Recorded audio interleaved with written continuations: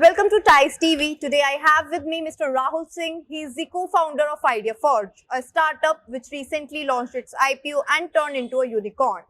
Welcome, Rahul. So, before I really begin with the conversation, can you tell me the journey of IdeaForge from its inception to becoming a unicorn? So the story of IdeaForge starts about 70 to 20 years back when us, the co-founding team, got together as students at IIT Bombay and started tinkering around with technology and had fun creating really impactful outcomes. And I think that experience we had of collaborating together as a team and creating impactful outcomes is what convinced us to stick together and sort of create an enterprise like this. In 2007, we incorporated our company as IdeaForge and started our journey. We focus on making drones, and the time when we started, drones as a product or a technology or its applications were not well understood. So we had to start from scratch and build everything from the ground up, and not just build the technology, but educate the customer of what all drones can do for them, as well as really educate the ecosystem, including investors and other parts of the business, that this is a great viable hardware business coming out of India. It was an uphill task, took longer than expected, but today we are the largest drone manufacturer in the country for defense and civil applications, and we continue to grow just not domestically but internationally as well. Okay, Rahul, अगर मैं IdeaForge की और specially drones की बात करूँ, so today drones are not just limited to a device to capture. Drones are also applicable in surveillance, security, agriculture and a lot of other industries. So किस तरह से आप drones का पूरा role overall industries में देखते हैं? So in a very simple way, drones are things which can do a variety of jobs from the aerial perspective. So from the aerial perspectives, they can be either one of two kind of jobs. You collect information or you move things. So within the collecting information part, you could do it for surveillance, you could do it for agriculture, mining, construction, various other infrastructure projects. So the list is endless. We focus on applications which have a very high utilization, high frequency of usage. That helps us create large, scalable, impactful solutions. Similarly, drones can also be used to move things around, drones for mobility. And we also have plans for creating scalable solutions for mobility applications. And the future of drones is going to be, simply put, boring, because it will become so common that all the interest that you have of thinking and checking out what a drone does will go away, because you'll find them doing jobs everywhere around you, so that the charm will dwindle. So while they'll become boring, that is the time they will really attain the scale and the impact they'll create around us. Right. So you spoke about the journey of IdeaForge, and at the same time you have launched IPO also. So what are the challenges, in launching an IPO? So why we went for an IPO was because we thought that the public markets was a great place to appreciate and participate in the growth story that we were charting right now. But while going for an IPO process, because you're talking about the wider public money coming into the equation, a lot of compliance and disclosures are part of that ecosystem. So we had to increase the compliance and disclosure related efforts that we had to do, which is always an additional effort. But I think it is something which is a due and necessary part of the process to give the wider public the trust and the confidence they need to participate in a venture like this. But at the end of the day, I think all of it makes sense, because eventually, as the organization grows and the business grows, the disclosure of all the best business practices and the business plans that we are having gives confidence to the ecosystem that growth is just not a subjective story that we are talking about, but something that can be independently verified and backed up with. And what has been the role of IIT Bombay in IdeaForge journey? Very important. IIT Bombay being our alma mater, I think it has contributed in some ways in our competency and capability itself, being students from IIT Bombay. But not just that, eventually the incubator sign at IIT Bombay was an important part of our early journey and helped us at a time when the ecosystem had a lot of challenges for us as an early stage company.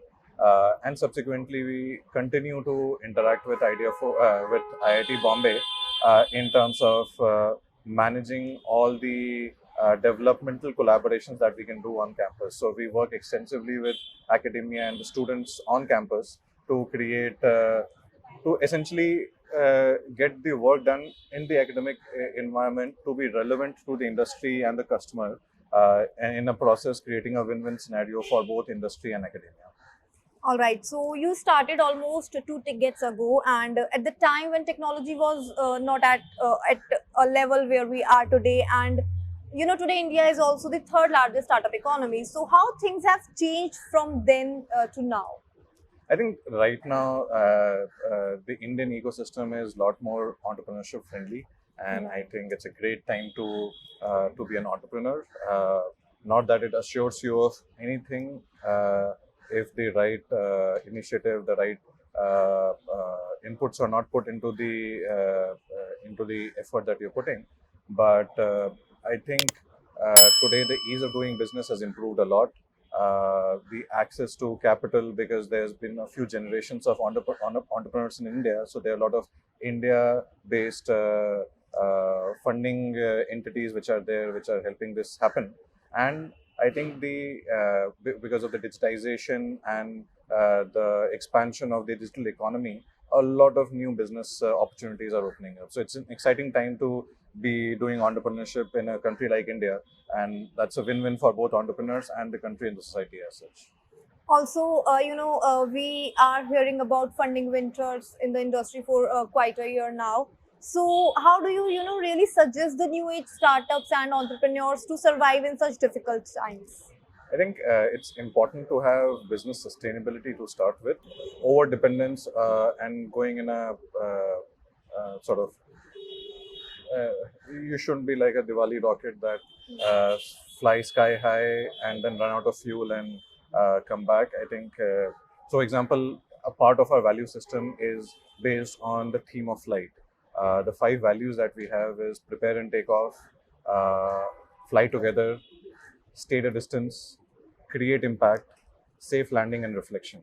All of these are applicable in all aspects of life, be it personal or professional. So I think if a sustainable way to go about your initiative is there, I think external funding environment may delay your journey, but you could still stick around and do a good part of what you want to do through financially sustainable business practices. And Rahul, it wouldn't be wrong to say that you are one of the successful entrepreneurs in the country right now. And entrepreneurship is a hectic journey. It is full of challenges. So, what is your mantra to keep going? I think do something that you're really committed about, passionate about. I don't think it's a part-time job or just a profession. For us, at least, it's part of the creating the end purpose that we want to create. As I was speaking earlier, that apart from the profit and people practices, the financial and the people-related practices, there's the third very important part, which is the purpose part. So if the purpose part is clear and full of strong conviction, I think the whole journey remains worthwhile, because it's not the end goal, but the experience of running that journey and going towards the purpose, which matters a lot. So be true to your purpose, and I think it should be worthwhile, however tough it is. All right. Coming to my last question, what is the role of incubation in your in anybody's startup journey? I think a very simple way to understand incubation is like at times you'll see on the road divider between opposing sides of traffic, you'll see these baby plants being put up. The environment around it is super harsh. There's dust and heat and traffic and wind and everything. Just putting the guardrails around that plant initially so that it can survive the initial part with some level of support, eventually enables it to be strong enough and grow on its own. I think incubation is like that support system, that initial guardrail that you put around a young plant till the time it reaches a level where it can take care of itself with the harshness of the real world environment. And then I think incubation does a great job of that. Someone else mentioned that part of the incubation experience is also the, apart from the financial and physical support and emotional support.